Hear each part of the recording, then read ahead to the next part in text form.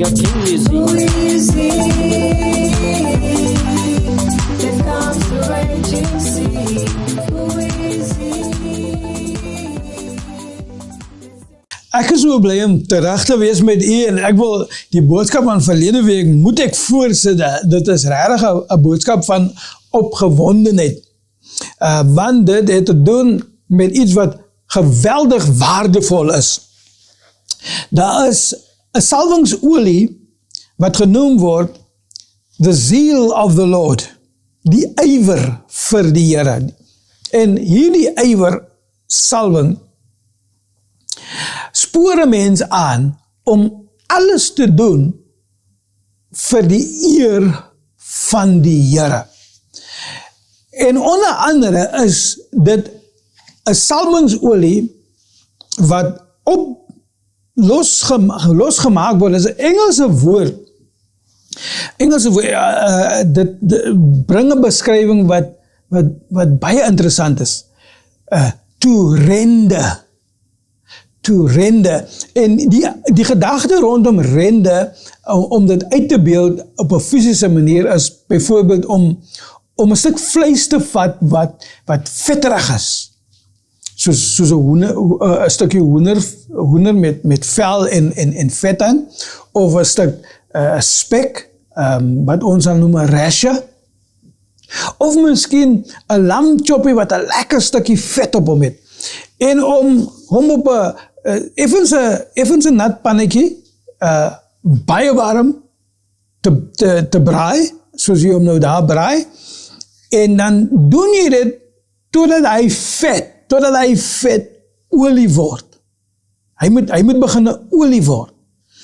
So that process of frying rashers or a lamb chop or a piece of chicken that is still got a skin and fat on it, to fry it until the skin is a little bit crispy, but the fat has started to melt because of the heat. That process is called rendering, to get the oil of the fat to flow. The rendering, you have to bring the heat.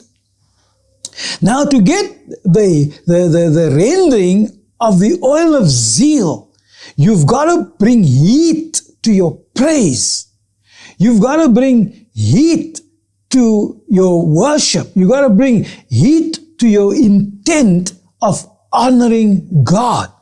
Now, we've seen, ons het verlede week gesien in die boek van Sefanja, dat God se toenadering te midde sy volk as 'n magtige held wat homself verheug, en sy verheug oor sy volk of die individu is daar om 'n situasie te bring waar jy's los. Jy's ontspanne. Jy is in 'n gesindheid en in 'n toestand waar jy jouself wil geniet. Daar is vreugde, daar is blydskap, daar is grapperigheid wat aan die gang is, en op 'n groot maat. Dit is hoe God se teenwoordigheid sy mense betree. Te midde sy mense, dis hoe hy is.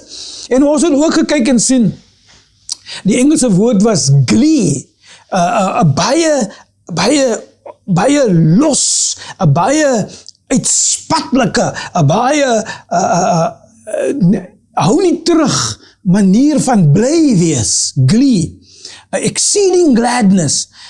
En ons het gekyk na die woord geel, wat praat van God dans wild, met diepe emosie, gee uiting, sy voete, sy bene, sy arms, net soos hierdie breakdancers of hip-hop dancers.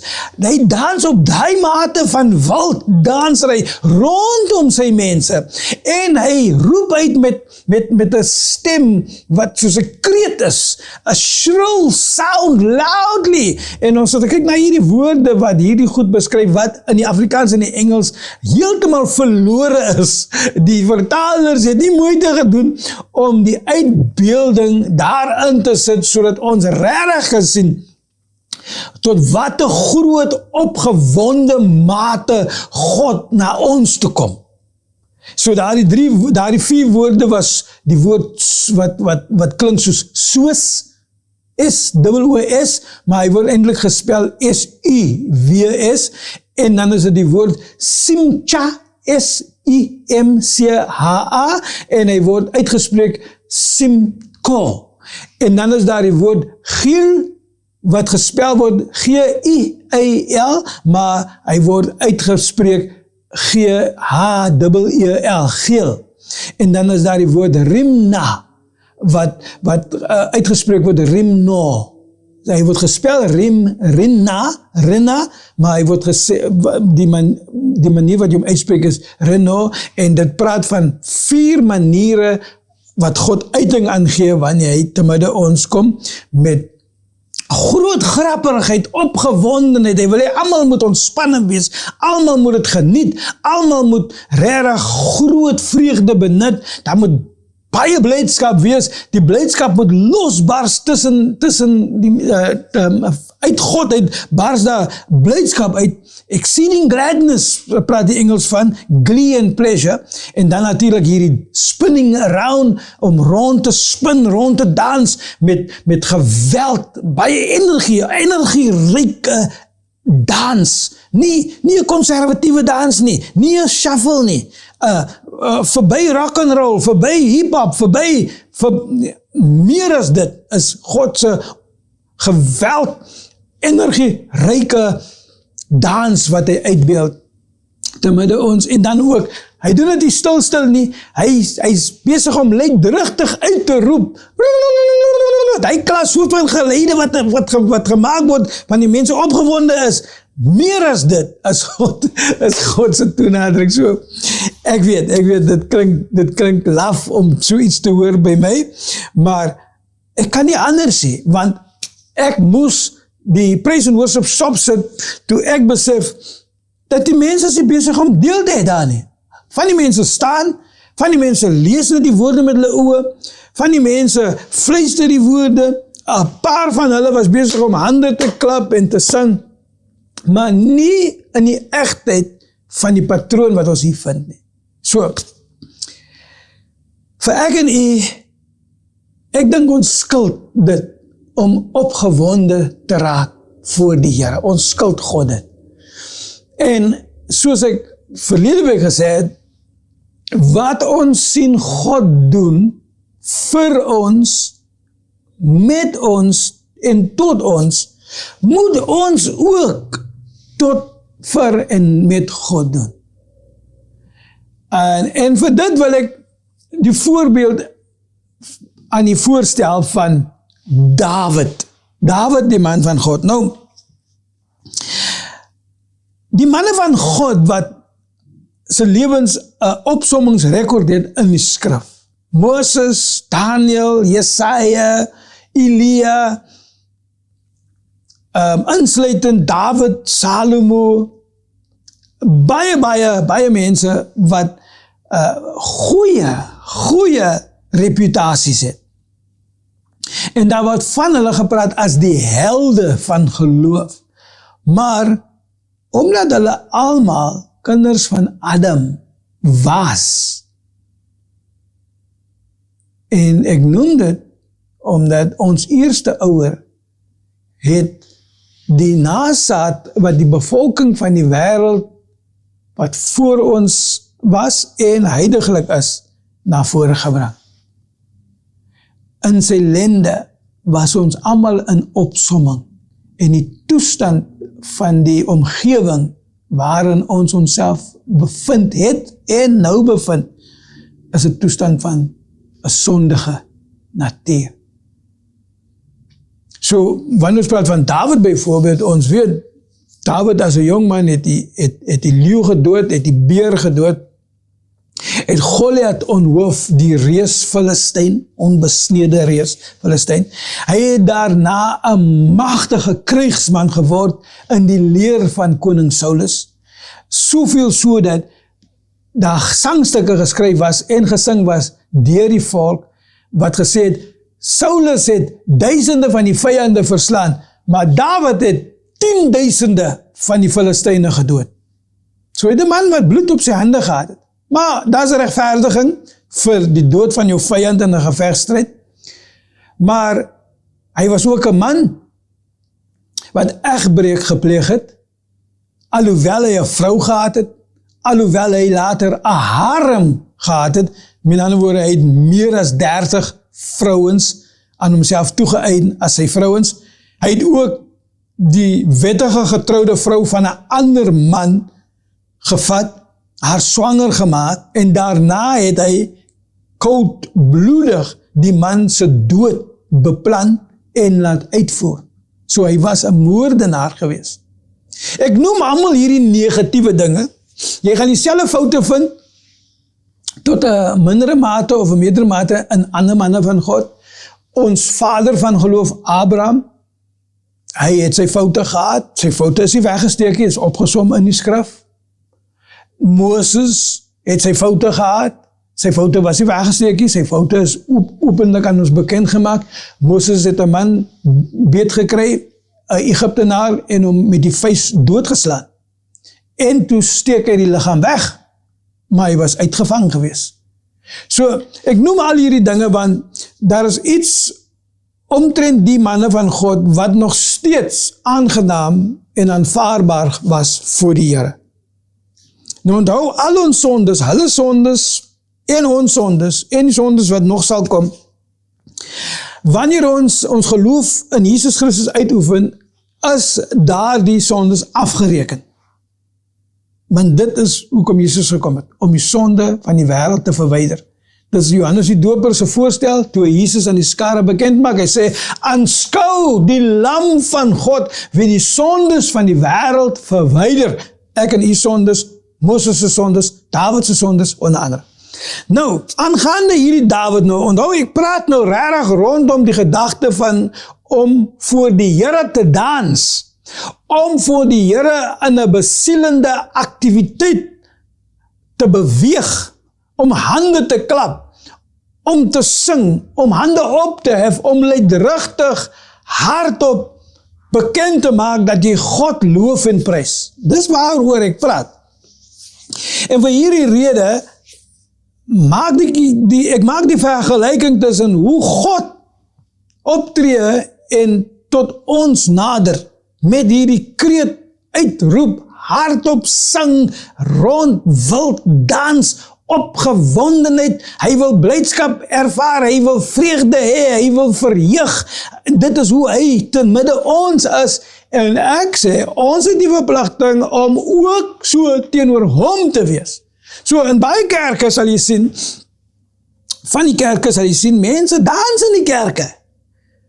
Daar stel jy wanneer die opgewonde sangstuk aan die gang is, en God word geloof, en Jesus Christus word geprys, en die Heilige Gees word geëer, en dan sien jy hier, laat iemand los, en hy begin hardloop, of sy begin hardloop, en hulle dans, en hulle draai rond, en ander mense staan, asof hulle verboureerd en skaam is vir dit wat gebeur. Maar God is nie verboureerd of skaam nie, hy wil dit hê, hy geniet dit, omdat hy homself dit doen, te midde ons. So, hierdie man Dawid, ons lees God se bewoording rondom Dawid, en ek lees nou vir ons uit die boek van Handelinge 13 vers 22, en dis 'n eienaardige gedagte rondom hom. Dit sê vir ons, en nadat hy hom afgesit het, het hy Dawid vir hulle verhef. So, die afsit was toe die Here koning Saulus afkeer om koning te wees en iemand anders gekies het. En nou sê dit vir ons, het God het Dawid vir hulle verhef as koning, van wie hy ook gesê en getuig het, ek het Dawid, die seun van Isaai gevind, 'n man na my hart, wat al my welbehaag sal doen. Dieselfde woorde in die Engels, and when God removed Saul, he raised up for Israel David as king, to whom he also gave testimony and said, I have found David, the son of Jesse, a man after my own heart, who will do all my will. Nou, die sleutel hier is die bewoording wat hy sê, 'n man na my eie hart, a man after my heart. Met ander woorde, God het hom lief kom kry. God het hom vertroetel. God het hom afgesonder, want iets omtrent Dawid se toenadering tot God het God tevrede gestel. God het 'n behaag gehad in Dawid se toenadering. So, as 'n baie wonderlike gedagte wat hier ontbloot word, David, a man after my own heart. So, ek wil kyk na, wat was dit omtrent David? Nou, in sy foute, in sy sonde, in sy afvalligheid, wanneer David ook al dit toegelaat het om hom te oortuig in sy gewete en in sy hart, was hy iemand wat nie geskroom het om te bekeer van sy verkeerde weë nie. David hastened to repent, to prove repentance by a transformed and a converted life, and he would do whatever it takes to make restitution, to make right where he did wrong. So vraag ek myself, is dit die rede, of is daar ander redes, en ek wil nog 'n rede voorstel vir die feit dat God David aan homself toeëien en sê dat hy is 'n man na my hart. En vir dit wil ek graag vir ons lees uit die boek van 2 Samuel 6 vers 14. Nou, ek gaan die Engels en die Afrikaans vir ons lees, ek lees gou die Afrikaans en hy sê vir ons, daarby het David met alle mag gedans voor die aangesig van die Here. Dit is nou die geval, dit is die incident, toe David die verlore ark, wat te midde die Filistyne was, as gevolg van die profeet Eli en sy seuns se sonde. En David het toe hierdie ark laat terugkom, en in die proses van die herstel van die ark, en die ark se terugvoer na waar dit eintlik behoort, het hulle 'n sekere ritueel, 'n seremonie uitgevoer, en in die proses van hierdie seremonie leer en hoor ons hierdie bewoording. Met die seremonie en die rituele wat uitgevoer was, sê dit vir ons, daarby het David met alle mag gedans voor die aangesig van die Here, en David was omgord met 'n linne skouerkleed. So vanaf die skouer af om sy onderlyf ook. Ons gaan nou tot vers 23 lees. So het David en die hele huis van Israel dan die ark van die Here met gejuig en basuingeklank opgehaal. Toe die ark van die Here die stad van David inkom, kyk Michal, die dogter van Saul, juis deur die venster en sien koning David jubel en dans voor die aangesig van die Here, en sy het hom in haar hart verag. Nou dit is David se eerste vrou, Michal, die dogter van koning Saulus, was David se eerste vrou. Sy vrou sien hom in die proses van sy dans. Terwyl die Bybel beskryf dat sy klere wat hy daardie dag gedra het, was 'n linne skouerkleed. Maar hy het met al sy mag gedans, en met sy dans het die res van die mense hom genaaap. Hulle het ook saam gedans. En soos hulle dus gedans het sy deur die venster van die paleis gesien dat David huppel. Hy hop. Hy spring rond. Hy doen bommelakiesies. Hy is soos 'n atleet. En soos hy dans en sy sien die geweld, die energieryke dans wat hy daar uitvoer, het sy hom in haar hart verag en geminag. Nadat hulle dan die ark van die Here ingebring en dit op sy plek neergesit het, binnenin in die tent wat Dawid daarvoor opgeslaan het Dawid brandoffers en dankoffers gebring voor die aangesig van die Here. En toe Dawid gereed was met die brandoffer en dankoffer, het hy die volk in die naam van die Here, van die leerskare geseën. En aan die hele volk, die hele menigte van Israel, manne sowel as vroue, aan elkeen 1 broodkoek en 1 stuk vleis en 1 rosynkoek uitgedeel. Daarop het die hele volk elkeen na sy huis gegaan.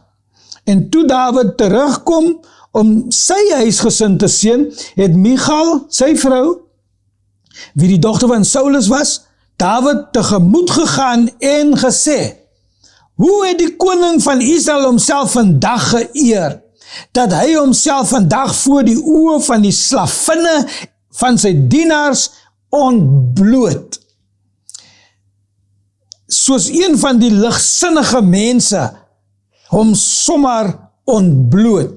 Maar Dawid sê vir Michal, voor die aangesig van die Here wat my verkies het, bo jou vader en bo sy hele huis, deur my as vors aan te stel oor die volk van die Here, oor Israel. Ja, voor die aangesig van die Here sal ek vrolik wees, en ek sal my nog geringer ag as dit. Ek sal nederig wees in my eie oë en met die slavinne van wie jy gepraat het, met hulle sal ek myself eer. En Michal, die dogter van Saul, het tot 3 dag van haar dood geen kind gehad nie. Sy het 'n vervloeking oor haarself gebring, omdat sy dus met haar man gepraat het. Ek moet dit weer lees, ek wil dit in Engels lees, ek gaan vinnig lees, net lees sonder om te stop.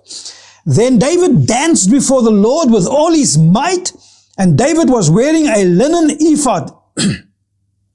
So David and all the house of Israel brought up the ark of the Lord with shouting, with the sound of the trumpet.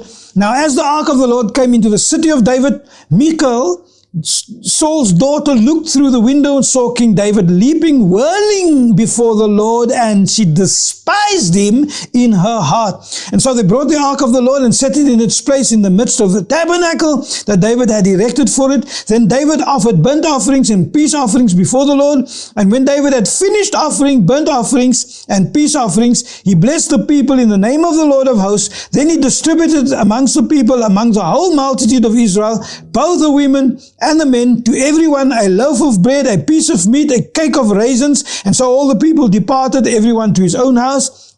And then David returned to bless his household. And then Michal, the daughter of Saul, came out to meet David and said, how glorious was the king of Israel today, uncovering himself in the eyes of the maids of his servants, as one of the base fellows shamelessly uncovers himself. And so David said to Michal, it was before the Lord who chose me instead of your father and all the house to appoint me ruler of the people of the Lord over Israel. Therefore I will play music before the Lord, and I will be even more undignified than this, and will humble myself in his sight.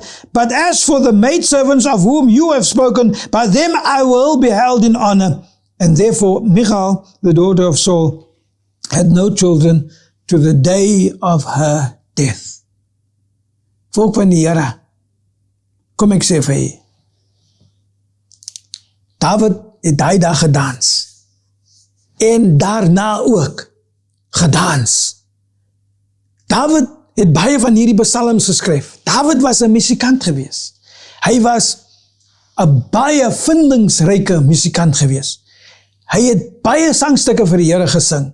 Hy was nie skaam om te loof en te prys nie. Hy praat van klap jou hande en stamp jou voete. Hy praat van dans. Hy praat van wild dans. Hy praat van gee uiting aan die vreugde wat jy voel in die teenwoordigheid van die Here. In hierdie geval het hy so gedans dat hy sy klere half verloor het. Die Bybel sê daar, en die beskrywing is baie konservatief.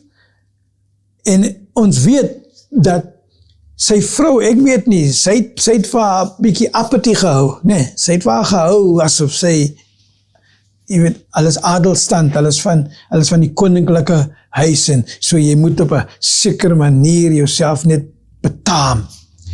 Maar dit is nie wat geverg was. Wat geverg was in die herstel van die ark van die verbond, was om bly te wees, om uiting te gee aan hierdie blydskap en te verheug op die mate wat ons geleer het, daar verheug mag word. En God was nie verboureer daarin nie. God was hoogs geëer daardeur. Maar Michal, hierdie meisie, hierdie vrou van Dawid, omdat sy haarself verbitter het en sulke woorde, sulke beledigings te praat van Dawid se eerbetoning van blydskap, deurdat hy homself verheug het met groot vreugde teenoor die teenwoordigheid van die Here. Die ark van die verbond het God se teenwoordigheid verteenwoordig. It represented the very presence of God and the glory of God, which brings blessings and favor. And she despised David for being grateful, thankful, happy, joyful, rejoicing, and giving expression to that. She despised him. And God held her accountable for her insult. And he closed her womb. The worst thing that can happen to a woman when she marries is that she finds that she's barren and unfruitful. God shut her womb and did not allow her child because of the manner in which she assessed the situation. Instead of joining in with the celebration and the festivities, she despised it. Kom ons bid. Vader, ons is so bly dat U ons oë kan oopmaak om te besef dat dit is reg, dit is gepas, dit word geverg om bly te wees vir die teenwoordigheid van God, van die Here. Vader, U Heilige Gees, o kostelike, kosbare Heilige Gees.